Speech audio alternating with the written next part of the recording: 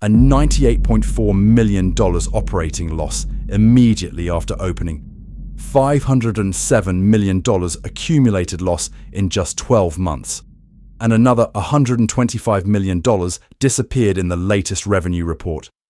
That's the price Las Vegas paid for burning $2.3 billion on a giant glowing orb in the middle of the desert in pursuit of a mirage. A gamble is rapidly sliding toward Vegas's biggest financial disaster since the 2008 crisis. The Sphere was once promoted as the must-see party on the Strip. Tens of thousands of spectators are expected to fill the venue each night, ready to pay hundreds, even thousands of dollars for the experience of the future. This is not just a performance venue, but a new symbol of Las Vegas's technological ambition and leading position. But after only a short time, that future vision began to show signs of collapse. The LED lights are still bright, the performances are still going on, but there are more and more empty rows of seats. Revenue didn't keep pace with the enormous operating costs, and the business model revealed limitations that technology couldn't hide. And that's the content of today's video, exposing the downfall of Las Vegas's largest future project from the $2.3 billion dream expected to shape a new era, to how the Sphere is becoming the most expensive financial ghost the city has ever created. Vegas was once a place people went to believe in miracles. But if miracles come with a price tag, are they still truly miraculous? On July 4, 2023, as America celebrated Independence Day with fireworks, Las Vegas also had a second birthday with the unveiling of the Sphere, a venue hailed by the media as a miracle that brings Vegas back to its golden age. From the outset, Sphere was positioned as a post-pandemic rebirth landmark, a statement that Vegas still had the power to overwhelm the world, even as faith and visitors were gradually leaving Sin City. Sphere's location is extremely strategic. It's next to the Venetian Resort on Sands Avenue, just a few minutes' walk from Las Vegas Boulevard, which can draw crowds from iconic hotels like the Mirage, Wynn, Encore, Treasure Island, and Caesar's Palace. Standing in the middle of the arid Nevada desert, the giant Sphere, approximately 112 meters high and completely covered in LEDs, glows every night like an artificial moon beneath the ground. It didn't take long for Sphere to become a visual phenomenon. The LED skin transformed the building into an eye looking down on the city, a man-eating minion, and a series of meme images that went viral on social media. In the initial phase, thousands of visitors flocked to take photos outside. Sphere became a camera-consumed landmark before it was wallet-consumed. According to the information mentioned, LED advertising revenue was once described as reaching approximately USD $450,000 for each 4-hour day campaign, with almost full schedules in the first quarter. The breakthrough moment came when U2 launched the UV Achtung Baby Live residency. The Sphere immediately transformed into a musical earthquake, creating the feeling that Vegas was truly coming alive. There were approximately 40 shows, over 700,000 tickets sold, with an average price of $400, $1,000, and many people described the experience as being transported to another universe. In that moment, Sphere wasn't just an entertainment venue, it was like a prophecy. The future of live performance had arrived. The Sphere is increasingly seen as the future when accompanied by staggering numbers. 18,600 seats, 16,000 screens, 167,000 speakers. Enough for the tech industry to call this the new standard for performance. But then the things they didn't say began to emerge. In its first year alone, Sphere was described as having an operating loss of $98.4 million when it first opened. The real fear isn't about the loss itself, but about the sign that many shows are only half full, meaning this giant machine might not be getting enough fuel from the audience to sustain itself long term. U2 tickets were mentioned as ranging from $250 to $400, which sounds acceptable. But the problem isn't the ticket price. The problem lies in production costs.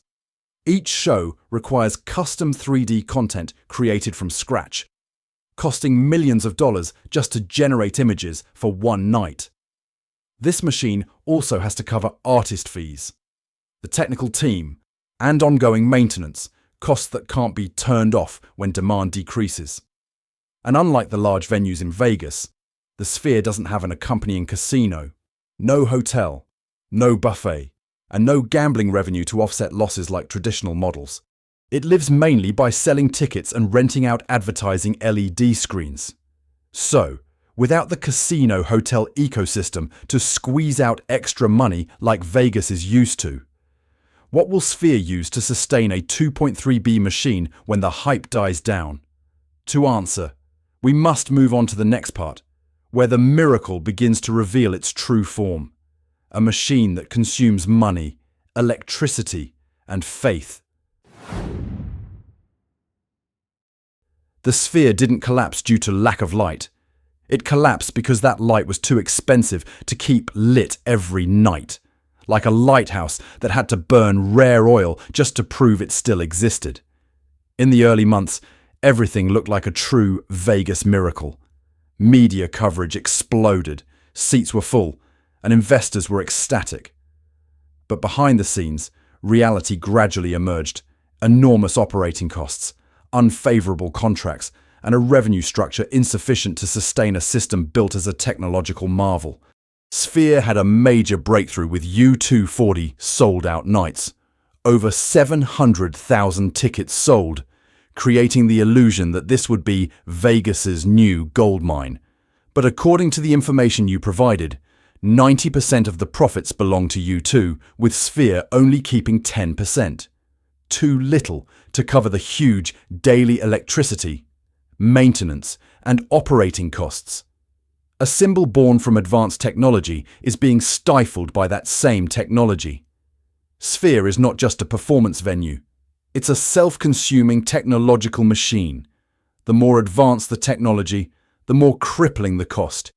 Even the internal experience isn't as perfect as promised. Many seating areas have obstructed views due to the roof, shattering the 360-degree expectation, while ticket prices remain in the hundreds of dollars. After U2 Sphere continued to rely on legendary artists like Dead & Company and the Eagles Hotel California. The problem isn't their age, but the fact that they no longer have enough appeal to the younger generation to fill seats consistently. And that's the crucial disconnect. Future technology, but nourished by the music of the past between those two worlds.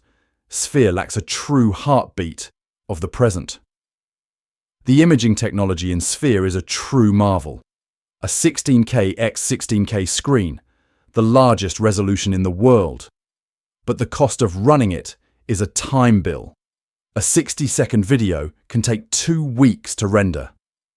That makes adding shows, changing content, or adjusting the experience an almost impossible process, as everything must be programmed and prepared months in advance. Sphere built an entire Big Sky film studio with an exclusive 16K camera system to produce content that matches the spherical screen. But self-production didn't reduce costs. It only added to them, as this system can't be reused like flat-screen films. A bitter comparison emerges. IMAX was once called the technology of the future, but cost only tens of millions to build. Sphere swallowed 2.3B, making the model nearly impossible to replicate or generate real profits. Externally, Sphere still survives on advertising. It rotates through 3 to 4 campaigns daily, with a rate of $450,000 USD for 4 hours of display. But that very life-giving light became enmity-causing light within the local community. Nearby residents complained that from their windows, they could no longer see the sky. Only a giant emoji face illuminated in the middle of the night. And this is the most terrifying finale in the clip you provided. The peak season electricity bill mentioned is $1.5 million per month. Just the cost of opening the doors is a financial nightmare. A single projector can cost over $100,000 and annual maintenance costs can reach tens of millions of dollars. The entire system needs constant calibration by a team of engineers working 24/7, making Sphere a place where humans have to keep up with technology, rather than technology serving humans. Employees are exhausted, turnover rates are high, and the union is putting pressure on due to irregular hours and burnout, the human cost behind the scenes that can't be hidden forever. When a building has to function like a technology factory, is it still entertainment or just consumption? If the thing that sustains Sphere is advertising light, then is it selling the future or selling the right to see the sky? Therefore, the story will move to the part that makes viewers the angriest. Sphere isn't just expensive. It also makes you feel like you're being hunted like prey in a maze of tickets and fees.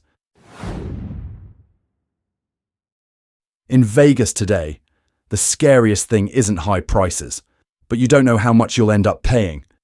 Everything usually starts with a seemingly reasonable number on the screen. But that's just the entrance.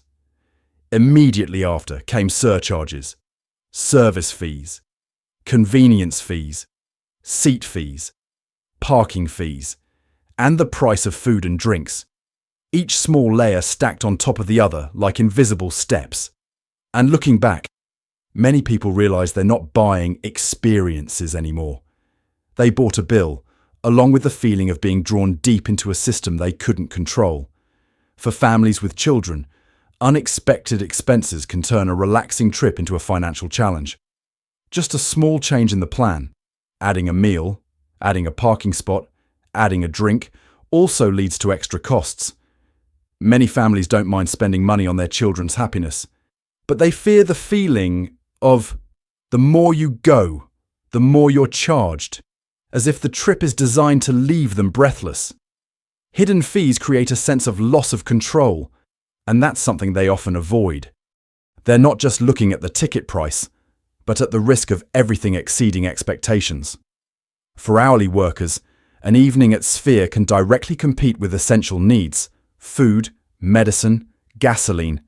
The choice becomes cold: entertainment or safety. 2025 travel data adds further pressure.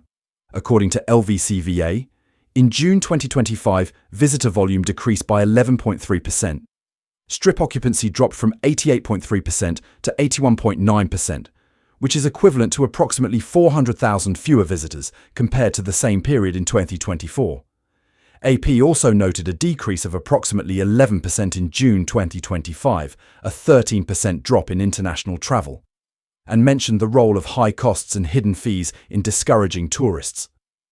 As overall customer volume decreases, businesses are even more inclined to optimize revenue per remaining customer, and the fee culture escalates.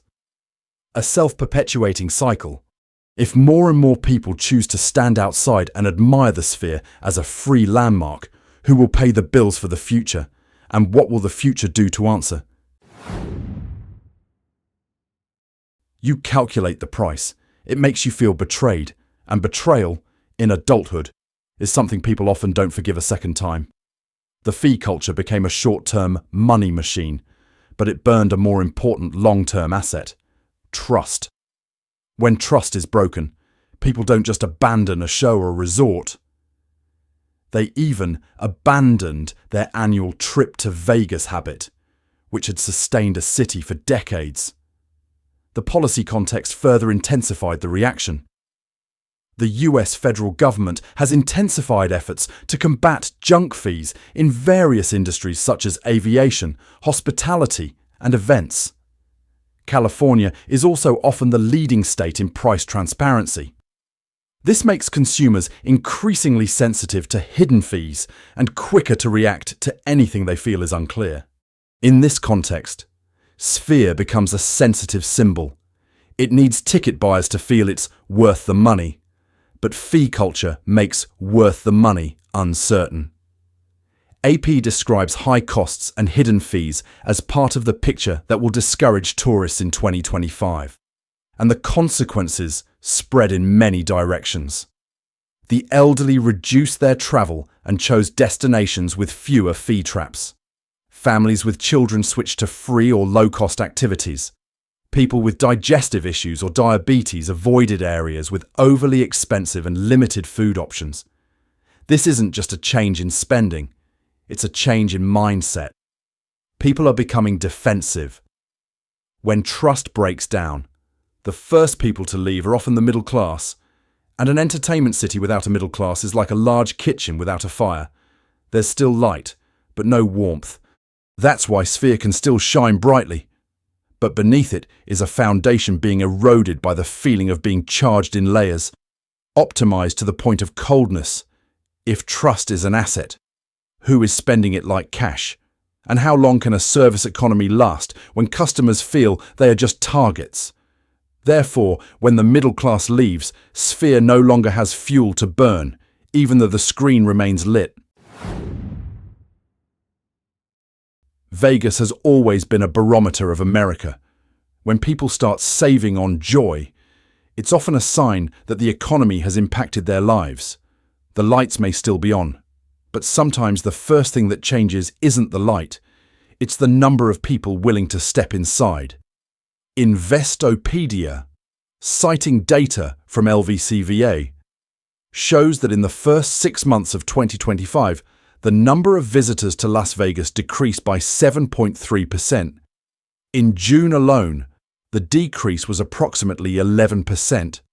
The same article also warned, if the trend continues, this could become the most significant decline since statistics were first recorded from 1970, even potentially exceeding the pace of decline during 2008-2009. This isn't an immediate crash. It's like a deflation process. Silent, but ruthless. The LVCVA explained the reasons using familiar but frightening phrases. Economic uncertainty, weaker consumer confidence, and a slower convention pace because some conventions entered their rotation cycle, meaning they weren't held in Vegas that year. This is important because it reminds us that not everything is due to fees or Sphere. There are seasonal factors, and there are event-related factors. But for consumers, the perception of price and fees remains a real experience every time they swipe their card. And when that feeling becomes overwhelming, they don't need a major economic reason to withdraw.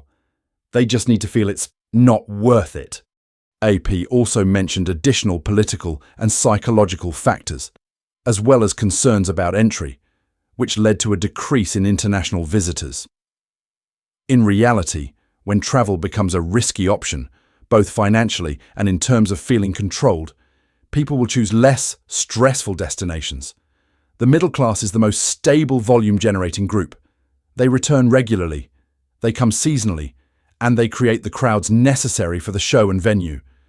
As the middle class shrinks, models like the Sphere, which require large and consistent volume, are pulled down more strongly than high-end casino models that can survive on a wealthy clientele and multi-layered revenue streams. Service workers are at risk of reduced hours and tips. Small businesses reliant on walk-in customers are struggling. Families are changing their travel habits. Fewer long trips and more low-cost options. And as revenue pressure increases, companies often respond by optimizing more aggressively. But optimization in Vegas sometimes leads to what people hate most: a less kind city. If the middle class no longer has enough money to enjoy themselves, how will society find joy? And can a city survive when it only serves two extremes, the very rich and the very poor, and loses the normal middle? Some people joke that the mafia did Vegas better. Actually, they're talking about something else. That day. Customers didn't feel optimized to the point of exhaustion. That saying is not a criminal nostalgia. It's a nostalgia for a time when consumers believed the rules of the game were clear, winning and losing were up to them. But today, many people feel they've lost because the system was designed for them to lose from the moment they entered. In that picture, Sphere became the focal point, not just because of its cost or revenue, but because of scandals that directly touch people's lives and sense of fairness. The clearest legal scandal is the noise lawsuit. The court did not dismiss the case. The lawsuit continues and involves Sphere being allowed to exceed Clark County's sound limits up to 18 times per year.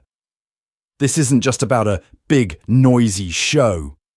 It's a question of the boundary between commercial symbols and the local community's right to peace and quiet. For many residents living nearby, the Sphere is no longer a miracle. It became something they had to endure, night after night. The second scandal is the issue of experience, blocked by obstructed view.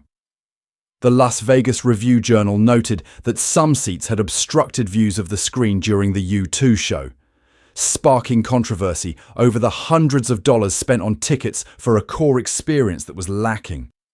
The problem isn't just about not seeing clearly. The problem is that the sense of fairness is gone. At a deeper level, there's also a financial pressure background type of scandal. Sphere Entertainment is under pressure not only from Sphere, but also from MSG Networks. In Q3 2025, MSG Networks' revenue decreased, and subscriptions fell by approximately 13.5%, according to the earnings release. All of this makes Sphere seem like a symbol of the corporate age. Everything is optimized for maximum profit. But the consequence is that people feel they are no longer guests. They are a target within the system. If Sphere is being sued for noise, facing controversy over the obstructed view experience, and financial pressure still exists, then the question is no longer, is Sphere beautiful? But rather, is this future being built on the discomfort of others? And if that's true, the price to pay won't just be on the balance sheet. It will be in the trust of an entire city. Sphere is not just a building. It's a test for the whole world. Can technology replace value? For years, major cities have learned a seemingly obvious lesson: to attract tourists, create a symbol, something strange enough, new enough, and worth traveling thousands of miles just to see. But Sphere is posing a more difficult question. Can an icon live as long as it continues to elicit wow moments? Or is it just a fleeting moment of brilliance before becoming a burden? The Associated Press reports that another immersive venue at Caesars Palace Electric Playhouse filed for bankruptcy just about a year after opening. This isn't a minor incident in a dark corner of the Strip. It's like a warning signal that the problem might not just be with the Sphere, but with the immersive entertainment model itself, especially as it has to exist in the context of slowing tourism and consumers becoming increasingly tired of high prices. When experience becomes a luxury product, and when incidental fees become a habit, people begin to wonder if they are paying for joy or paying to feel exploited. The fall of Sphere. No matter the extent, created a domino effect that extended beyond Vegas. It impacts investors because mega future venue projects will be more closely scrutinized for sustainability. There are no longer enough media metrics, no longer enough viral clips. The new question will be, how will a structure like this operate after the novelty wears off? How will it survive when people have watched it online more times than they're willing to buy tickets? But the biggest domino probably falls into the hands of consumers. After being charged fees, upsold a few times, people learn to be defensive. They switch to experiences that were cheaper, clearer, or free. They prefer to stand outside and watch rather than enter the maze of bills. And as that habit spread, it changed the way a city entertained itself. It wasn't a city lacking light, but a city lacking people who still wanted to believe. If you've ever seen a city where you live become so expensive that ordinary people no longer belong, leave a comment. Perhaps we're living in the same story, just in different contexts. Perhaps the scariest thing about the Sphere isn't the losses or the controversies surrounding fees and contracts. The scariest thing is that it makes us see an uncomfortable truth. A city can still be brightly lit, but be tired on the inside. Vegas used to be a place people went to temporarily forget reality. But when reality enters the concert hall itself, in the form of bills, surcharges, and a sense of being optimized, even magic begins to lose its power.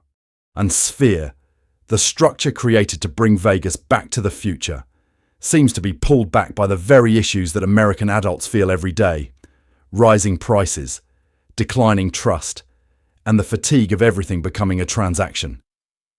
If you've ever witnessed a place you love slowly change in a way that makes it feel unfamiliar, leave a comment below. I will read each of your stories. And if you want to see more videos like this, stories about American icons, big dreams, and the real price behind them, please like, share with someone who's also interested, and subscribe so you don't miss the next episode. This video is based on publicly available information from reputable news sources, corporate reports, and statistical data, combined with analysis from a sociological investigative perspective. Some details are expressed as statements intended to provide context, not as absolute conclusions. We do not represent any organization, business, or individual mentioned in the video. All information is subject to change over time. If anything is inaccurate or there are new updates, please comment so we can verify and adjust it in the description or the next video.